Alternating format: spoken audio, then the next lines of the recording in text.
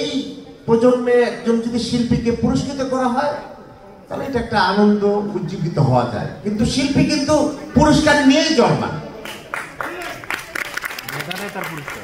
আর আয়ুষ্কাল ব্যাপারে আমার একটা বক্তৃতা আছে, এটা 22 মিনিটের। সেখানে আমি বলেছিলাম কালের যাত্রায় কবির আয়ুষ্কাল। তো আমি বলতে চাচ্ছি কালের যাত্রায় শিল্পীর আয়ুষ্কাল।